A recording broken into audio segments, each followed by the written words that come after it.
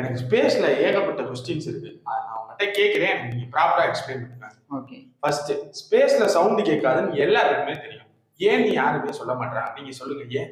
ஸ்பேஸ்ல ஏன் sound கேட்காதுன்னா sound travel பண்றதுக்கு உண்டான மீடியம் ஸ்பேஸ்ல இல்ல. மீடியம்னா என்ன ப்ரோ? இப்ப பொதுவா படகு டிராவல் பண்றதுக்கு என்ன வேணும்? வாட்டர் வேணும். வாட்டர் இல்லைன்னா படகு ஒரு இடத்துல இன்னொரு இடத்துக்கு நகருமா? நகராது. அந்த மாதிரி அப்ப படகுக்கு தண்ணி தான் மீடியம், ஒரு ஊடகம். அந்த மாதிரி நம்ம பேசக்கூடியதோ அல்லது ஏதாவது ஒரு வெடி வெடிக்கிறது அந்த மாதிரி சவுண்டுக்கு ஏர் காத்து தான் ஊடகம், மீடியம். ஸோ அந்த ஸ்பேஸ்ல காத்து இருக்காது. ஸ்பேஸ்ல காத்து இல்லாதப்போ ஒரு இடத்துல இருந்து இன்னொரு இடத்துக்கு சவுண்டு போகாது. இப்போ ஒரு இடத்துல இருந்து இன்னொரு இடத்துக்கு சவுண்டு போகலன்னாலே அப்ப சவுண்டு கேட்கலன்னு அர்த்தம். அதனாலதான் ஸ்பேஸ்ல சவுண்டு கேட்க மாட்டேங்குது. ஓகே ப்ரோ, இப்ப ஸ்பேஸுக்கு போறாங்கல்ல, அவங்க தான் அப்புறம் எப்படி பேசுவாங்க? அவங்க பேசிக்கிறதுக்கு ரேடியோ சிக்னல்ஸ் இருக்கு. அதை பயன்படுத்தி இப்ப எப்படி நம்ம வாக்கி டாக்கி மூலமா இங்க பேசுறோம், அந்த மாதிரி அங்க ரேடியோ சிக்னல்ஸ் மூலமா பேசிப்பாங்க. ஓகே ப்ரோ, நீங்க சொல்ற மாதிரி அந்த ரேடியோ சிக்னல்ல ஒருவேளை ஒர்க் ஆகல, அப்ப எப்படி பேசுவாங்க? அப்ப இன்ட்ரெஸ்டிங்கா ஒரு விஷயம் இருக்கு. என்னன்னா ரெண்டு பேர் இருக்கிறாங்க விண்வெளி வீரர்கள்னா, ரெண்டு பேருக்கும் அந்த இது ஒர்க் ஆகல ரேடியோ சிக்னல்ஸ்னும் போது அவங்க ரெண்டு பேருமே ஒருத்தர் அவங்க ரெண்டு பேருடைய ஹெல்மெட்டும் இப்படி உரசுற மாதிரி இடிச்சு நிக்கிற மாதிரி இப்படி நின்றுருவாங்க. அதுக்கப்புறம் அவங்க பேசுவாங்க. அப்படி பேசும்போது கேட்கும். எப்படி கேட்கும்னா, இப்ப அந்த ஸ்பேஸ் சூட்டுக்குள்ள காத்து இருக்கு ரெண்டு பேருடைய ஸ்பேஸ் சூட்டுக்குள்ளையும். இப்ப ரெண்டு பேருடைய தலையும் ஒண்ணுக்கு இடிக்கும் போது இப்ப இந்த நபர் உள்ள இருந்து பேசும்போது அந்த ஹெல்மெட்ல அந்த ஒரு அதிர்வெண் இருக்கும். அந்த அதிர்வெண் பக்கத்து ஹெல்மெட்டுக்கும் கடத்தப்படும். அப்ப இங்க இவர் என்ன பேசுறாருன்றத அப்படி ரெண்டு ஹெல்மெட்டும் ஒட்டி இருக்கும்போது அந்த பக்கம் இருக்கிறவனால அதை புரிஞ்சுக்க முடியும். இருந்தாலும் அது ரொம்ப தெளிவா கேட்குமா அப்படின்னா, இப்ப நம்ம பேசிக்கிறோம்ல அந்த மாதிரி கேட்காது. இருந்தாலும் என்ன பேசுறாங்க அப்படின்றத புரிஞ்சுக்க முடியும். அந்த மாதிரி அந்த எமர்ஜென்சி சிச்சுவேஷன்ல பேசிப்பாங்க. அதாவது அவங்களுக்கு என்ன தேவையோ அந்த இடத்துல கன்வே பண்ண முடியும். அந்த மாதிரி இருக்கு. Okay bro, first question okay. Second question, சன்னுனா நமக்கு தெரிஞ்ச கலர் என்ன? ஆரஞ்சு, மஞ்சள். ஆனா எல்லாரும் என்ன சொல்றாங்க, சூரியன் ஒயிட் கலர்ல தான் இருக்குன்னு சொல்றாங்க. ஆமா. அது ஏன்? ஏன்னா இப்ப பொதுவா சூரியனுடைய கலர் 7 கலர் உள்ளடங்கி இருக்கு. Violet, indigo, blue, green, yellow, orange, red அப்படின்னு. இந்த 7 கலருமே சேர்ந்தா அது ஒயிட் கலர்ல தான் தெரியும். இப்ப நீங்க இந்த 7 கலர்லயும் ஏதாவது ஒரு ரவுண்டா இருக்கக்கூடியதுல பூசிட்டு அதை வேகமா சுத்துனா அது ஒயிட் கலர்ல தெரியும். அது மாதிரிதான் சூரியன்ல இந்த 7 கலரும் சேர்ந்து இருக்கும்போது அது ஒயிட் கலர்ல தெரியுது. ஆனா ஏன் நம்ம பூமியில இருந்து பார்க்கும்போது அது எல்லோ கலர்ல தெரியுதுன்னா, அதுக்கு நம்மள பூமியில இருக்கக்கூடிய வளிமண்டலம் தான், அட்மாஸ்பியர் தான் காரணம். அதாவது நம்மளுடைய பூமிக்கு மேல மேற்பரப்புல நைட்ரஜன், ஆக்சிஜன், ஹைட்ரஜன் அப்படின்னு இவ்வளோ கேசஸ் இருக்கு. ஸோ இந்த வாயுக்களினுடைய மூலக்கூறுகள் அதை தாண்டி இந்த ஒளி நம்மளை அடையிறதுக்குள்ள அந்த ஒளியில இருக்கக்கூடிய அந்த 7 நிறங்கள்ல ப்ளூ கலர் அது இந்த மூலக்கூறுகளை தாண்டி வர முடியாம செதறும். அப்படி செதறனாலதான் நீங்க வானத்தை பார்த்தா நீல கலர்ல வானம் தெரியுது. அதனாலதான் வானம் ப்ளூ கலர்ல. ஆமா, அந்த 7 கலர்ல இருக்கிற ப்ளூ கலர் இந்த கேஸ் மாலிக்யூல்ஸ்க்குள்ள நுழைய முடியாம செதறுது. அந்த ஒளிச்சிதறல் நடக்கிறனால வானம் ப்ளூ கலர்ல இருக்கு. அதே சமயம் இப்ப 7 கலர்ல ஒரு கலர் செதறனா கூட மிச்சம் இருக்கிற கலர் எல்லாமே கலந்து அதுக்கப்புறம் நமக்கு தெரியுறது அது எல்லோ தான். இப்ப இதே நீங்க பாத்தீங்கன்னா சன் செட் ஆகும்போது அதுதான் நான் கேட்க வந்தேன். சன் ரைஸ் ஆகல ஓகே எல்லோ, சன் செட் ஆகல ஒருவேளை ஆரஞ்சுல வருது, திடீர்னு ரெட்ல வருது, என்ன இது ஏன் வருதுன்னா, இப்ப நம்ம சன் செட் ஆகும்போது இப்ப சூரியன் அஸ்தமனம் ஆகுதுன்னா நம்ம எங்க இருக்கோமோ அதுக்கும் சூரியன் அஸ்தமனமாகக்கூடிய தூரத்துக்கும் அந்த டிஸ்டன்ஸ் இன்னும் கேப் ஜாஸ்தி ஆகும். இப்ப சூரியன் உதயம் ஆகும்போது நமக்கு பக்கத்துல இருக்கிற மாதிரி நினைச்சுக்கோங்க.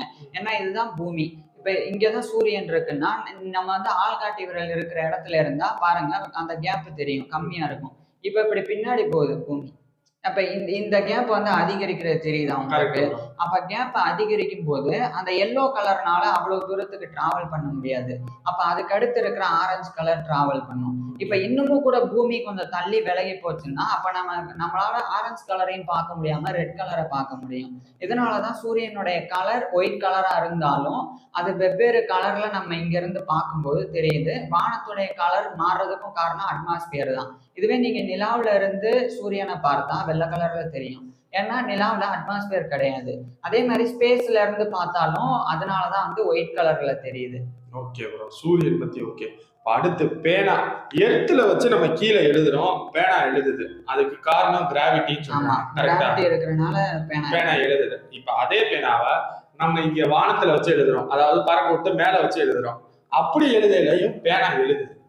இது தப்பு. இப்ப பொதுவா நீங்க என்ன கேட்க வர்றீங்கன்னா, பூமியில வச்சு பேனா வச்சு எழுதும் போது அது கரெக்டா எழுதுது. ஏன்னா கிராவிட்டி மேல இருக்கிற மை கீழே வருது, நிப்புக்கு வருது, அதனால எழுதுது.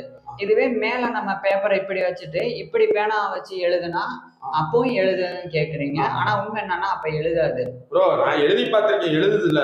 ஏன் எழுதுதுன்னா கொஞ்ச நேரம் எழுதும். இப்ப நீங்க ஃபுல்லா ஒரு பேனா இருக்குன்னா அந்த பேனால இருக்கக்கூடிய அந்த மை வந்து நிப்புல கொஞ்சம் இருக்கும்.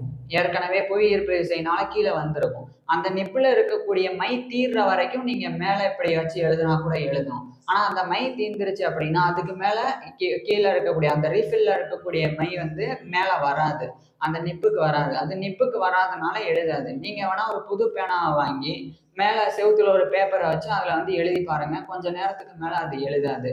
அதுக்கு காரணம் வந்து புவியீர்ப்பு விசை தான். சரி ஓகே, இது எர்த்துக்கு ஓகே. அப்ப ஸ்பேஸுக்கு? ஸ்பேஸுக்கு வந்து தனி பேனாவே இருக்கு.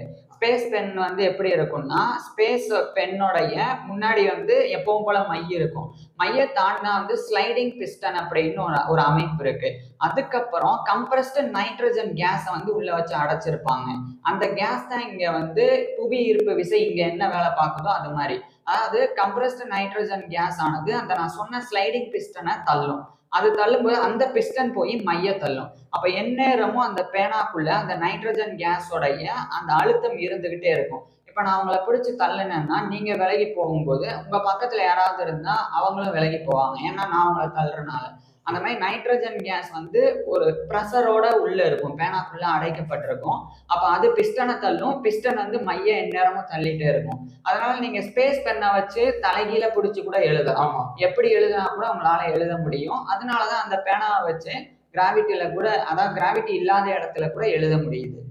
ப்ரோ நம்ம எர்த்துல இருந்தா ஒரு ஹைட்டாகவும் ஸ்பேஸுக்கு போனா ஒரு ஹைட்டாகவும் இன்க்ரீஸ் ஆகும்னு சொல்றாங்க. இது உண்மையா? இது உண்மைதான். எப்படி ப்ரோ சொல்றீங்க? எப்படி உண்மைன்னா, இப்ப நம்ம வந்து நம்மளுடைய உடம்புல இருக்கக்கூடிய அந்த முதுகுத்தண்டு அது வந்து ஒரே எலும்பினால் ஆனது கிடையாது. கிட்டத்தட்ட 33 சின்ன சின்ன எலும்புகளால் ஆனது. அந்த சின்ன சின்ன 33 எலும்புகளுக்கு இடையிலையும் இன்ட்ராவெர்டபிரல் டிஸ்க் இருக்கும். அது எப்படி இருக்குன்னா ஒரு மாதிரி ஜெல்லி போன்ற அமைப்பு, மென்மையா இருக்கும். இப்ப அது ஒரு ஸ்ப்ரிங் மாதிரி நீங்க வந்து ஞாபகம் வச்சுக்கோங்க. இப்போ ஒரு ஸ்ப்ரிங் இருக்கு, இவ்வளோ அளவுக்கு ஸ்ப்ரிங் இருக்கு. அதை நீங்க கையை வச்சு அழுத்தினா அது வந்து கொஞ்சம் அமுங்கி இருக்கும். இந்த அழுத்தம் வந்து கிராவிட்டின்னு மனசுல நினைச்சுக்கோங்க. அப்ப நம்ம பூமியில இருக்கும்போது நம்மளுடைய உடல் எடையை வந்து பூமியானது இழுக்கும் ஈர்ப்பு விசையின் காரணமா. அப்ப நம்மளுடைய உடலையே தாங்கக்கூடிய அந்த முதுகுத்தண்டு, அந்த தண்டுவடம் வந்து இப்படி சுருங்குது. எப்படி ஸ்ப்ரிங் அழுத்தப்படுதோ அந்த மாதிரி. இப்ப அதே சமயம் வந்து நம்ம ஸ்பேஸுக்கு போகும்போது அங்க கிராவிட்டி இருக்காது. அங்க கிராவிட்டி இல்லாதனால ஸ்ப்ரிங்க அழுத்துறதுக்கு ஒண்ணுமே இல்லைன்னா எப்படி ஸ்ப்ரிங் வந்து ஒரு குறிப்பிட்ட உயரத்துல நிக்குமோ அந்த மாதிரி நம்மளுடைய அந்த 33 அந்த சின்ன சின்ன எலும்புகள் அது எல்லாமே கொஞ்சம் கொஞ்சம் மில்லிமீட்டர்ல வந்து விலகி அது அழுத்தப்படாம இருக்கும். அதனால கொஞ்சம் வந்து அது கொஞ்சம் மில்லிமீட்டரா வந்து விலகும் போது கிட்டத்தட்ட 2 இன்ச்சு வரைக்கும் கூட இங்கேயும் ஸ்பேஸ்லயும் நம்மளுடைய ஹைட் வந்து மாறுது. அப்ப அதனாலதான் நம்ம தொங்கையில ஹைட் கூடுறோம். கரெக்ட். நம்ம தொங்கும் போது நம்மளுடைய கை எல்லாமே வந்து மேல நோக்கி நம்மளை இழுக்கும், புவியீர்ப்பு விசை கீழ் நோக்கி நம்மளை இழுக்கும். அப்ப ஆட்டோமேட்டிக்கா ஒரு ஸ்ப்ரிங்கை நீங்க மேல பிடிச்சி இழுத்து கீழே பிடிச்சி இழுத்தா என்ன ஆகும்? ஸ்ப்ரிங் விரியும்ல, அந்த கான்செப்ட் தான் நடக்குது. அதனாலதான் நீங்க தொங்கும் போது மட்டும் கிடையாது, தூங்கும் போது பார்த்தா கூட யாராவது தூங்கி இருக்கிறாங்கன்னா அவங்கள பார்த்தா அவங்கள பார்க்கும்போது நார்மலா அவங்க நின்று இருக்கிறத விட தூங்கும்போது ரொம்ப ஹைட்டா இருக்கிற மாதிரி தெரியுது. இது தொங்கையில தூங்கையில வேற எதுவும் இருக்கா அப்புறம் ஹைட் இந்த மாதிரி இன்க்ரீஸ் ஆகுறது? இல்ல, இந்த புவியீர்ப்பு விசை தான் காரணம். ஏன்னா நீங்க தூங்கும் போது புவியீர்ப்பு விசை வந்து உங்களை இழுத்தா கூட இந்த ஸ்ப்ரிங்குக்கு எந்த ஆபத்தும் இல்லை. அதாவது ஸ்ப்ரிங் போன்ற நம்மளுடைய முதுகுத்தண்டு அமைப்புக்கு எந்த ஆபத்தும் இல்லை. ஏன்னா அது இழுக்கப்படாது. இப்படி இருந்தாதான் இது அழுத்தப்படும். இப்படி இருக்கும்போது இப்படிதான் அழுத்தப்படுமே ஒழிய இப்படி கம்ப்ரஸ் ஆக வாய்ப்பு இல்லை. அதனாலதான் தூங்கி இருக்கும்போது நம்ம ஹைட் அதிகமா இருக்குது. ப்ரோ ஒரு லாஸ்ட் கொஸ்டின். ஒரு நாளைக்கு சூரியன் வர்றதை நான் ஒருக்க பார்ப்பேன், சூரியன் அஸ்தமனம் ஆகிறத ஒருக்க பார்ப்பேன். இன்டர்நேஷனல் ஸ்பேஸ் ஸ்டேஷன் எத்தனை வாட்டி சூரியனை பார்ப்பாங்க? ஏன்னா எத்தனையோ பேர் ஏகப்பட்ட நம்பர் சொல்றாங்க, அத்தனை வாட்டி சூரியன் எப்படி பார்க்க முடியும்? உண்மை என்னன்னா இன்டர்நேஷனல் ஸ்பேஸ் ஸ்டேஷன்ல இருக்கிறவங்க ஒரு நாளைக்கு மட்டுமே, அதாவது 24 மணி நேரத்துக்குள்ள 16 முறை சூரிய உதயத்தையும் 16 முறை சூரிய அஸ்தமனத்தையும் பார்ப்பாங்க. ப்ரோ எத்தனை? 16 முறை பார்ப்பாங்க. அதாவது சூரியன் உதிக்கிறத 16 முறை, மறைகிறதையும் 16 முறை. ஒரு மணி நேரத்துக்கு ஒரு பார்த்தா கூட இது என்ன கணக்குன்னே தெரியல. இது என்ன கணக்குன்னா, அந்த இன்டர்நேஷனல் ஸ்பேஸ் ஸ்டேஷன் வந்து 28,000 கிலோமீட்டர் வேகத்துல, ஒரு மணி நேரத்துக்கு 28,000 கிலோமீட்டர் வேகத்துல பூமியை வந்து சுத்தி வந்துட்டு இருக்கு. இப்ப பூமி சுழல்ற வேகத்தை விட அது பல மடங்கு ஜாஸ்தி. அப்படி பார்த்தா ஐஎஸ்எஸ் வந்து நம்மளுடைய பூமியை 45 நிமிஷத்துல வந்து ஒரு பக்கத்துல இருந்து இன்னொரு பக்கத்துக்கு போகும். அப்ப 90 நிமிடத்துல 1.5 மணி நேரத்திலேயே பூமியை வந்து முழுசா சுத்தி முடிச்சிடும். அதனாலதான் பூமி இங்க இருக்குன்னா ஸ்பேஸ் ஸ்டேஷன் இப்படி போயிட்டு இப்படி வரும்போது இங்க சூரியன் இருந்தா இங்க இருந்து இப்படி போகும்போது சூரியன் அஸ்தமனம் ஆயிரும் ஐஎஸ்எஸ்க்கு. மறுபடியும் இங்க இருந்து இந்த பக்கம் வரும்போது சூரியன் உதிக்கும். அப்ப இது மாதிரி 1.5 மணி நேரத்துல மாறி மாறி நடக்கிறதுனால அது ஒட்டுமொத்தமா அந்த 1.5 மணி நேரத்தை வந்து 24 மணி நேரத்தோட நீங்க கன்வெர்ட் பண்ணி பார்த்தா 16 முறை சூரியனை வந்து அவங்களால பார்க்க முடியும். சூரியன் மறைகிறதையும் இன்னொரு 16 முறை பார்க்க முடியும். அப்பா சூப்பர் ப்ரோ. இந்த மாதிரி ஸ்பேஸ் ஸ்டேஷன்ஸ்க்கான கொஸ்டின்ஸ்லாம் நாங்க இந்த வீடியோல கேட்டிருக்கோம். உங்களுக்கு என்னென்ன கொஸ்டின்ஸ் இருக்குன்னு கீழே கமெண்ட் பண்ணுங்க. நாங்க நெக்ஸ்ட் வீடியோல கமெண்ட்ல சொல்றோம்.